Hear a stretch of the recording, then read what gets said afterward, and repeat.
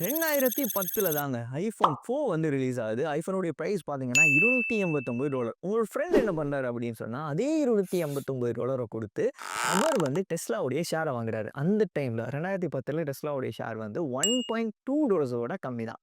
So உங்கள்ட்ட iPhone 4 இருக்குது. அவருடைய Teslaவுடைய ஷேர் இருக்குது. அதே அமௌண்ட் குடுத்து வாங்கினதுனால, அவர்கிட்ட கிட்டத்தட்ட 249 ஷேர் Teslaவுடைய இது இருக்குது. ஸோ பேக் டூ 2025 இப்போ பார்த்தோம் அப்படின்னா, உங்கள்ட்ட iPhone 4 தான் இருக்குது. பட் ஸ்டில் அத சேல்ஸ் பண்ண இயலுமான்னு யாருமே வாங்க மாட்டாங்க. பிகாஸ் அது வந்து மார்க்கெட் ட்ரெண்ட விட்டு வெளியில போயிட்டு.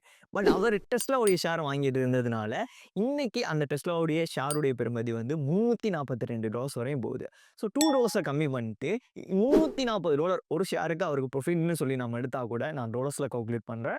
340 இன்டு 249 ஷேர்ஸ் அப்படின்னு சொன்னா கிட்டத்தட்ட $84,660 வருது. ஸோ இந்தியன் ரூபீஸ்க்கு பார்த்தோம் அப்படின்னா, கிட்டத்தட்ட ரூ. 80ல நம்ம மல்டிபிள் பண்ணோம் அப்படின்னா, ஒரு டாலர் ரூ. 80 அப்படின்னு சொல்லி மல்டிபிள் பண்ணோம் அப்படின்னா, கிட்டத்தட்ட $67,72,800 அவர் உழைச்சிருப்பாரு. ஆனா, அவர் போட்ட இன்வெஸ்ட்மென்ட் ரொம்ப கம்மி. ஏன்னா, அவர் போட்டது $289 தான். பட் இப்போ அவர்ட்ட இருக்கிறது $84,660. இந்திய ரூபீஸ்ல பார்த்தோம் அப்படின்னா, கிட்டத்தட்ட $67,00,000 மேல எர்ன் பண்ணியிருப்பாரு.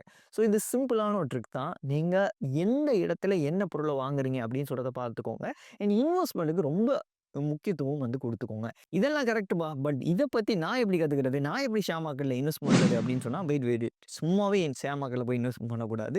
டெஸ்லா வந்து மார்க்கெட்ல சக்சீட் ஆகும் அப்படின்னு சொல்றது 2010ல யாருக்குமே தெரியாது. கொஞ்சம் பேர் தான் பிரெடிக்ட் பண்ணிப்பாங்க. வாரன் பஃபட் மாதிரி பீப்பிள். ஸோ இப்படி பிரெடிக்ட் பண்ணதுனால அதிகமான ஷேர்ஸ நம்பி வாங்கியிருப்பாங்க. ஸோ இதே மாதிரி நீங்க மார்க்கெட் பிரெடிக்ட் பண்ணணும். இந்த பிரைஸ் வந்து ஏன் கூடுது? எதுக்காக குறையுது? எக்கனாமி எப்படி வொர்க் ஆகுது? இது எல்லாமே உங்களுக்கு தெரிஞ்சா மட்டும் தான் நீங்க ஷேர் மார்க்கெட்ல கரெக்ட்டா காச போட்டு எர்ன் பண்ண முடியும். ஸோ ஷேர் மார்க்கெட்ட பத்தி நீங்க தெரிஞ்சுக்கொள்ளணும் அப்படின்னா, கமாண்ட்ல வந்து ஷேர் மார்க்கெட் அப்படின்னு சொல்லி டைப் பண்ணுங்க. மோர் இன்ஃபர்மேஷன நாங்களே உங்களுக்கு சென்ட் பண்றோம்.